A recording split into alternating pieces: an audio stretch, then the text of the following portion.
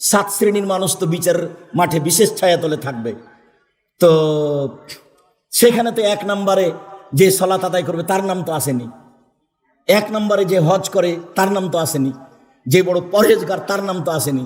1 নম্বরে এসেছে কি? ইমামুন আদিল, ন্যায়পরায়ণ নেতা। আমি বলেছি 7 শ্রেণীর মানুষ বিশেষ ছায়াতলে থাকবে। তখন বলতে থেকেছি 1 নম্বরে এই, 2 নম্বরে এই, 3 নম্বরে এই, 4 নম্বরে এই, 5 নম্বরে এই, 6 নম্বরে এই, 7 নম্বরে নেই, এইভাবে আমি বলে হাদিস শেষ করেছি। তো 1 নম্বরে ন্যায়পরায়ণ নেতা, তো এখন তো আর সলাতের কথা আসলো না, এখন তো আর সিয়ামের কথা আসলো না। তো ঠিকই তো, ন্যায়পরায়ণ নেতা সেই থাকবে বিশেষ ছায়াতলে, এটা একটা ভিন্ন ব্যাপার। নেতৃত্ব ওই দিবে যার ভিতরে কি আছে? ন্যায়পরায়ণতা আছে। তো এক জায়গাতে একটা কথা আমি মনে মনে বলছিলাম, তখন কথাটা আর আসলো না, হয়তো বা তার কাছে আরো কোনো গুরুত্বপূর্ণ কথা ছিল।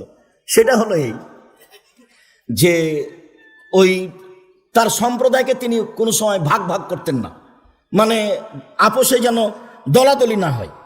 এইটা এক পর্যায়ে যখন বলছিলেন, তখন একটা কথা আমার মনে জাগছিল বারবার, যে আল্লাহ রাসূল বুঝতে পারছিলেন যে এই হলো মুনাফিক আব্দুল্লাহ বিন উবাই বিন সলুল।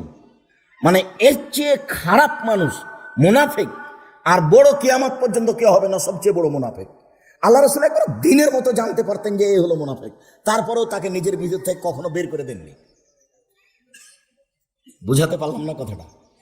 হাদিস বুখারী মুসলিম, উনি জানছিলেন যে এই মুনাফিক, সব সমস্যার মূলে আছে ও, তারপরেও তাকে নিজের ভিতর থেকে তিনি তাকে বের করে দেননি। মানুষে বলবে মুহাম্মদ সাল্লাল্লাহু আলাইহি ওয়াসাল্লামের এই চরিত্র নিজের মানুষকে নিজের ভিতর থেকে বের করে দেয়। চলো।